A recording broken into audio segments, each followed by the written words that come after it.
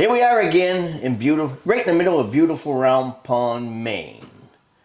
Frank Poland, and we have the very successful author Ellen Baker today. Me and Russ are very honored and happy to be here doing this interview with her.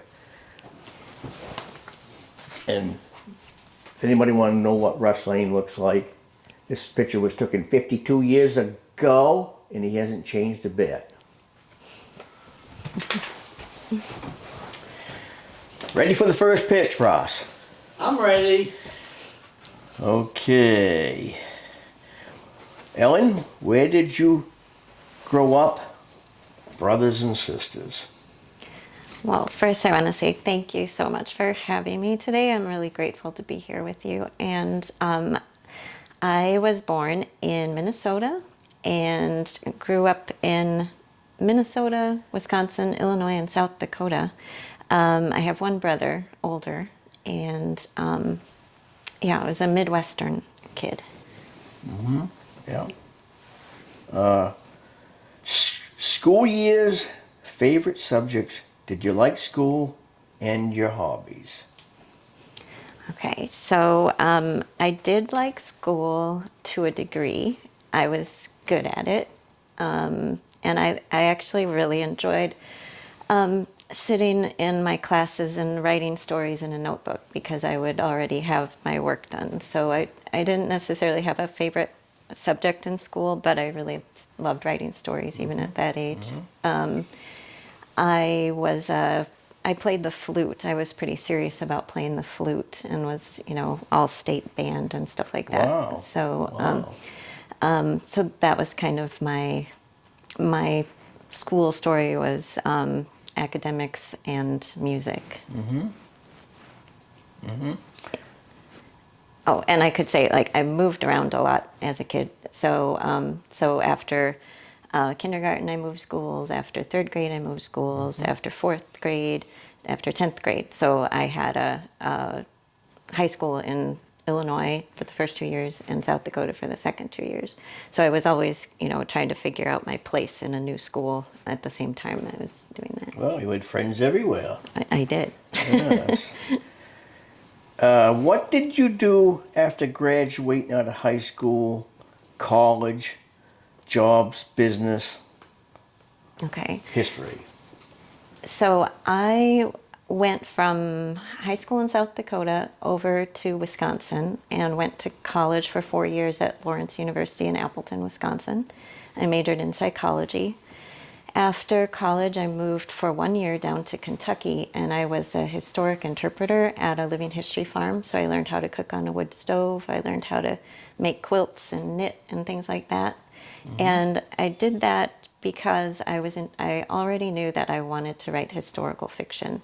So I wanted to learn what it was like to do things like cook on a wood stove or make quilts.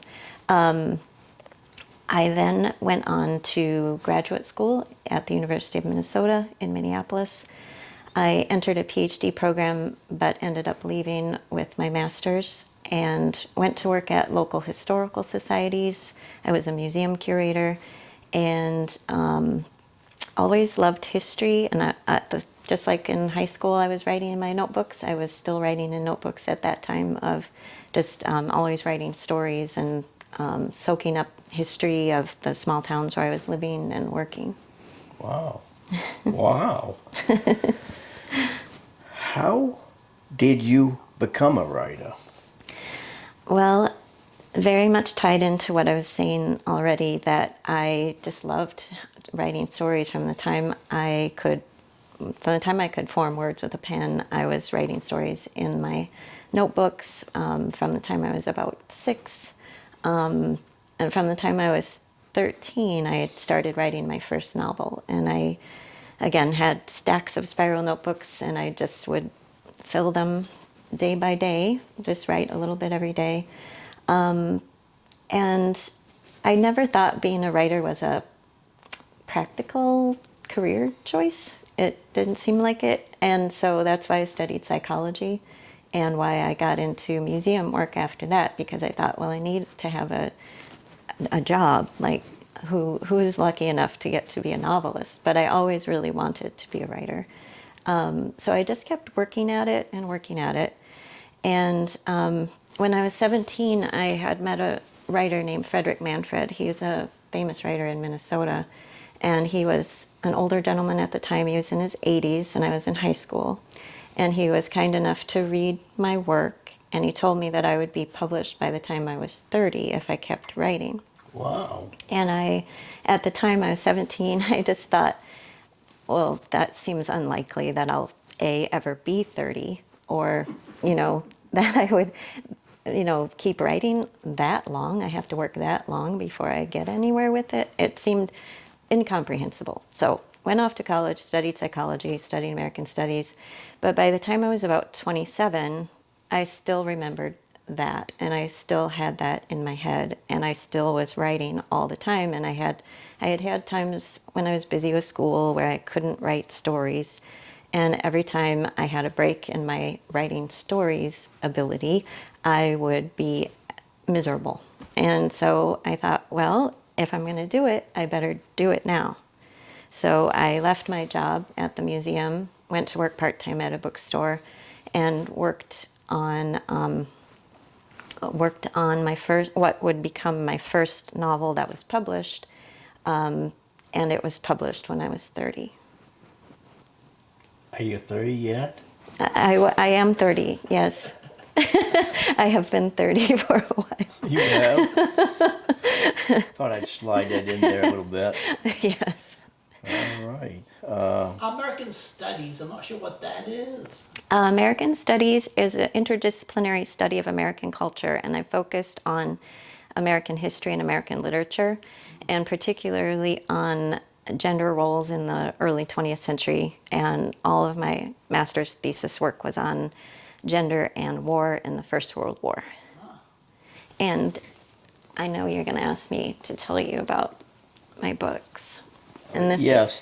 Tell us about your books. You're ahead of the curve here. Well, I was just so excited to tell you about Keeping the House, because this was my first novel, the one that was published when I was 30. And I used a lot of that research that I had done in that master's degree program, and also working at a World War II museum. This is a story of a family and what happens to them during the two world wars, basically. But the overarching thread of the novel is a young housewife in 1950 who goes into an abandoned mansion trying to figure out why this beautiful house is abandoned. And it goes back to the family and what had happened to them. So it was extremely exciting. It's called Keeping the House. And it was published first in hardcover in 2007 and second in paperback in 2008. So that was my first novel. And my second was published in 2011 called I Gave My Heart to Know This.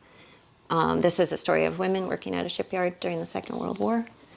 And then I had a long break where I was doing lots of other things, always writing, but learning a lot of other things too.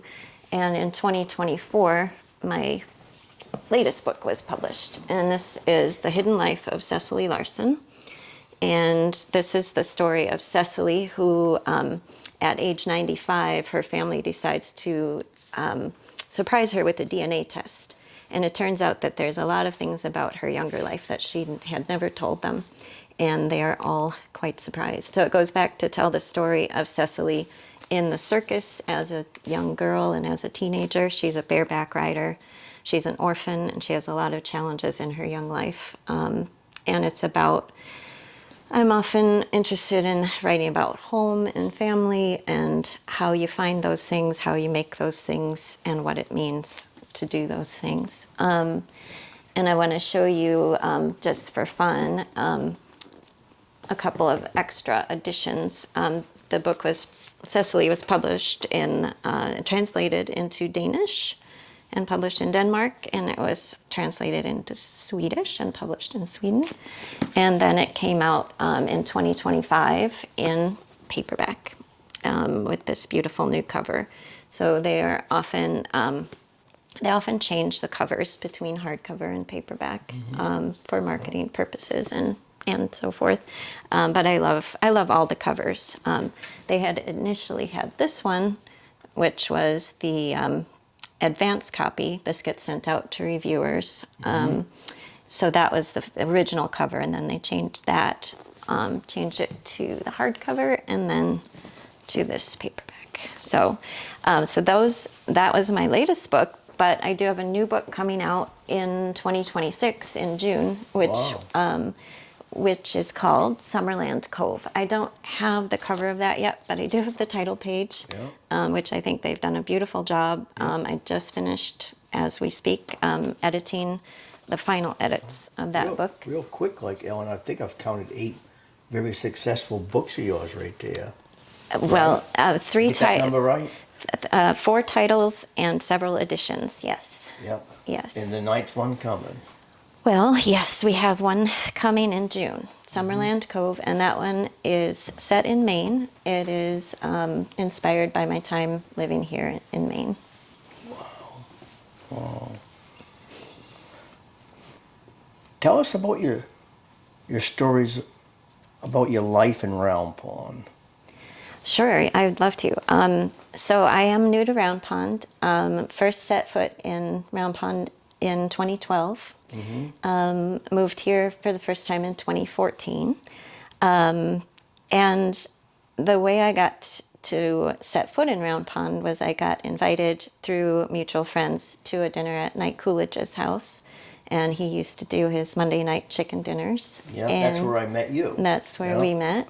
And that's where I met everyone I know for the most part for the first several years, because Knight was so good at connecting people. Oh my God, he had friends all over the world. Yeah. A very wise man. Yeah. And I met a lot of good people through him. Yeah. So that's, and in fact, I remember the first time I came to a dinner at his house, he was so kind to, I said, I don't know where Round Pond is. I was living up in Edgecombe and it was a winter night. It was very dark. And I just felt like Round Pond was this other planet somehow. I'm not sure why I felt that way. But I had never been here and I didn't know where his house was. And he seemed to think that I would know and I didn't. So he said, well, I'll come and meet you at the King Row. It was a Monday night and they were doing music. So I had my first entrance into Round Pond. I stopped at the King Row. They were doing music, and it was a very magical feeling. And there was Knight, and he said, "Follow me in my car." We drove up to his house, and then I felt silly because it's a block or 2 away. But it was very nice that he brought me into Round Pond in that way. And then I had the pleasure of meeting so many wonderful people, and I lived here for 6 winters, staying on Molly's Cove Road at Mark and Kim Jesperson's home, which was always lovely. And loved being here in the winter because I love the quiet and the dark and the snow and the ice and just the feeling in Round Pond in the winter is, to me, again, it's just magical. It's lovely.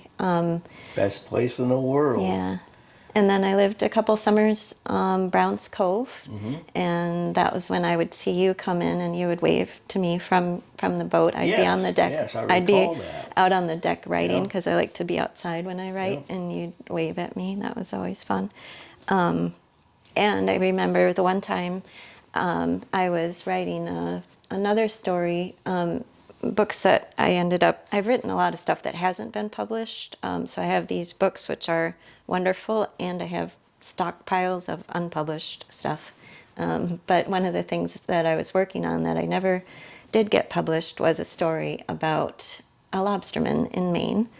And Knight said to me, well, Frankie will take you out. And I was so nervous to be asking you to do that, but Knight set it up, and Knight got me some Grundens or something. And, Yep.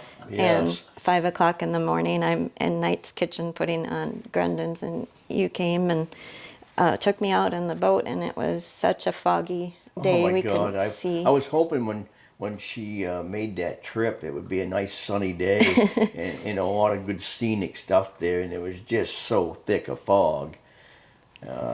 Struggled to see anything. Yeah, we couldn't see but I could see what you were doing on the boat, and I learned so much that day about the things that to you are second nature, but to me were brand new, of how you bait the traps and how you, just how you make decisions, how you captain your boat. It was fascinating to me, and I always remember that as a really special day, so thank you. Ellen, what gives you hope? Many things give me hope, and I look for things to be hopeful about every day. I think especially at times when things don't go exactly the way you want in your life, you have to still look for those hopeful things. And I would say, I was thinking about this question. Some of it is things that might seem silly, like I would say like Gifford's chocolate lovers chocolate ice cream. Like that gives me hope because it's so delicious. I couldn't push that away if it was in front of me. I'm a big ice cream fan. But in on a more profound level, with that kind of a question, it's things that are beautiful give me hope. Things that are wonderful to experience, like chocolate ice cream. Because as long as there's beauty in the world, and as long as there are people who are doing and creating beautiful things, that gives me hope. Did you have a brush with anybody famous?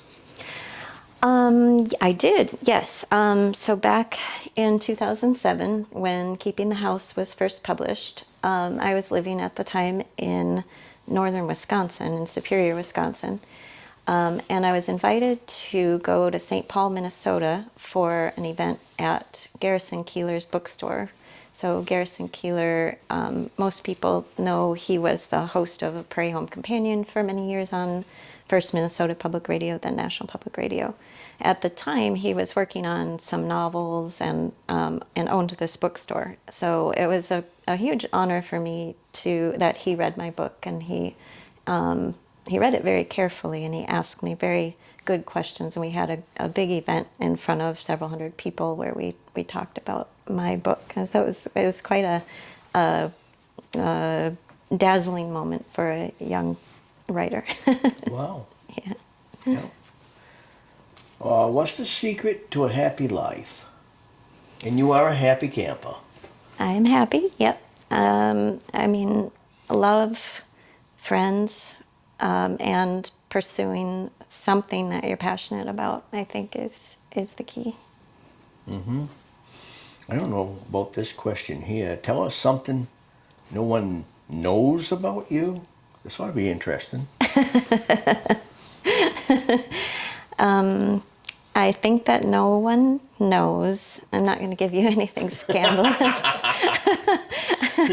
I think that no one knows that the first job that I ever imagined when I was a little kid, the first thing I thought I wanted to do is I wanted to be a veterinarian because I really love animals.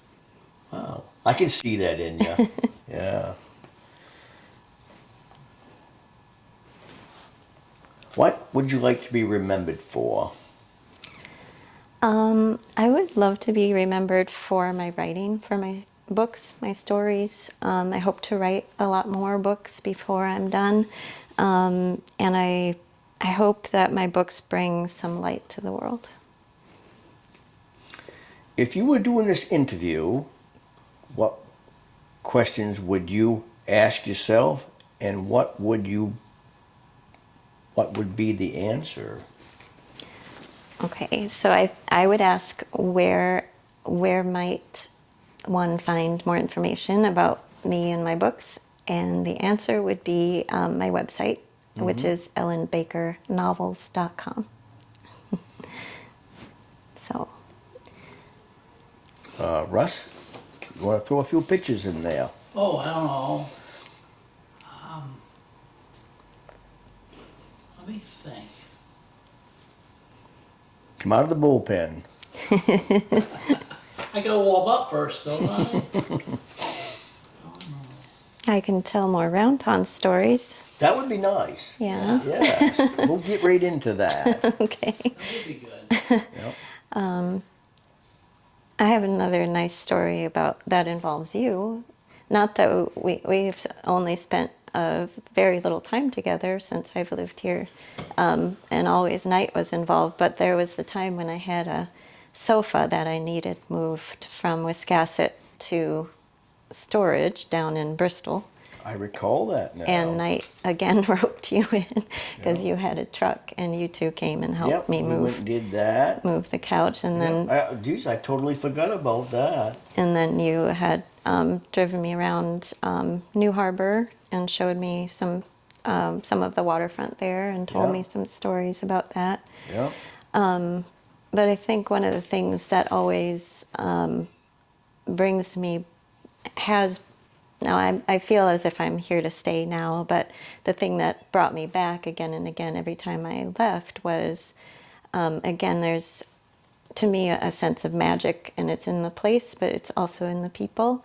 The way the community comes together, events like the New Year's Eve party at the Granite Hall Yep. store. Yep. That's always a big turnout. Yeah. The Round Pond 4th of July parade. Yep.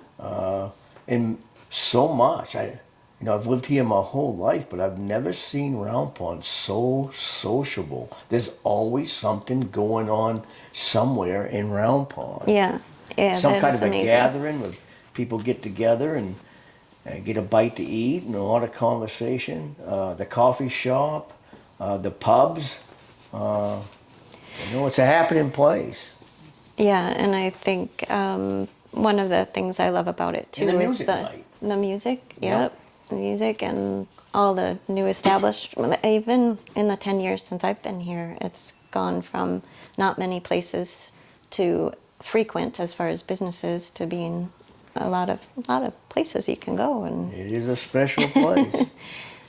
but yeah, I just have felt very blessed to be first to kind of have my foot in the door by staying here in the winters, and then feeling like the more I went away, the more it became clear that this was the only place that anyone in their right mind would live. Wow. And I said Round Pond, Maine, almost, maybe all the stuff, projects I've been involved with you is the best place in the world. I really mean that too. I mean, we got everything right here. Don't need nothing else, huh? Don't need nothing else. Yeah. Well, I think, yeah, just the community and the kindness of people Yep. is the number one thing, and the People way that connect very well here. And all kinds of different types of people here, yes, and everyone mixes with each other, and everyone has their own unique talents, and everyone appreciates everyone else's talents.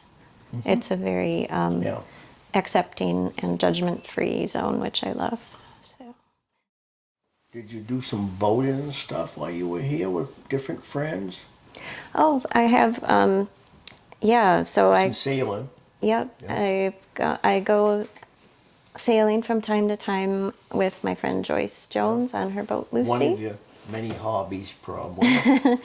Yeah, and I did have the good fortune to get to race in the Eggemogan Reach Regatta one time. Yeah. Well, I rode along, but they were nice enough to say I was crew because I had to do the going back and forth across the, I don't even know what you call it, but I did that. That was fun. That was another thing that Night set me up with. Yeah, what else? I'm afraid the life of a writer isn't too exciting because I'm mostly sitting in the house at the computer. I've written the book, thought it was done, and people have been tearing it up on me. Yeah. So, It can be the hardest thing to write a novel about things that really happened because it's really hard to make it believable. Whereas when you're making it up, you can figure out how to make it believable. But a lot of real life isn't that believable. right. So, have you had any problems like that when Well, I did have a book I was working on from 2011 up until 2020 that I wrote and rewrote over and over again. It's a story about a woman who's a pilot in the 19 teens and 20s, and I still love it, but I wrote it in many different iterations. I wrote it in third person, I wrote it in first person, I wrote it from, where the storyline ends in 1917. I wrote it where the storyline ends in 1929. So, and always it was, I always think of my books each as a different form of, or like the metaphor for each is different. Like, for example, this book, I Gave My Heart to Know This. When I wrote the first draft of this, it was way too long. I think it was 150,000 words, or no, 200,000 words. And my editor said, you need to get it down to 120 or something. Or no, it was 500 pages, and she said, get it down to 350. And I didn't know how I was going to do that. So with that, it felt like I had this big boulder, and I was just going to have to chisel and chisel away at it. And keeping the house, I had all these different pieces, scenes, because it goes back and forth in time. It's World War I, it's World War II, it's 1950, it's some in the 1890s. And so that I felt like it was putting together a mosaic. But with this book, the Aviatrix that I wrote and haven't published yet, I say yet because who knows, someday maybe. But that one felt like it was an accordion, because I would try, well, what if I expanded it out like this? And then what if I did like this? And I would spend like a year pulling it out and then another year pushing it back in. And so that's why I say I think a lot of the business of writing books is the business of keeping your mind in a place where you can convince yourself this is worth doing, and you can convince yourself that it will matter at some point. There's a quote from John Steinbeck. He says that a writer must convince himself that what he's doing is the most important thing in the world, even when he knows that it's not true. So you have to hold that truth in your mind at the same time. My favorite author, Steinbeck. I love John Yeah, a lot of Steinbeck good too. stuff. Yeah. This is good part here, Ross. This is very interesting. I think so too. Yeah. Yeah. East of Eden's one of my all-time favorite yep. books. Yeah. Yeah. But Mice and Men. Yeah. yeah. But yeah, John Steinbeck is great. I actually in 2018 I needed to leave Round Pond for the summer because I didn't have a place to live. And I decided that if I couldn't live in Round Pond, I didn't want to live anywhere.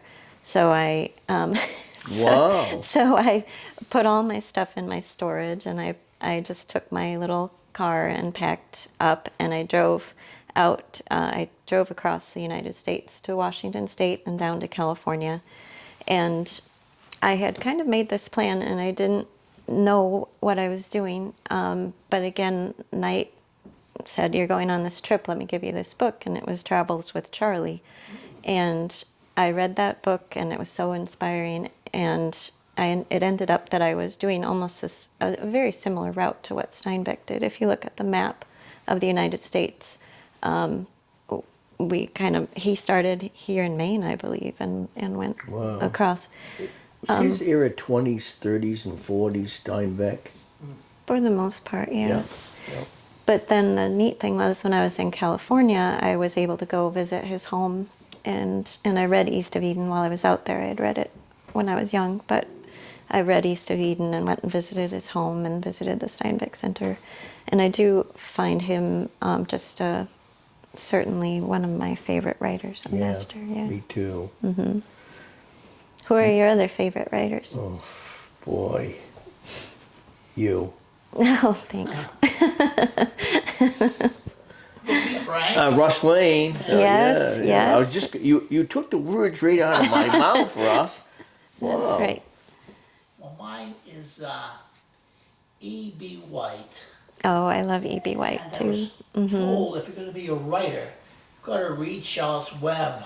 And I read it, and I cried and cried. I know, It yeah. was really emotional.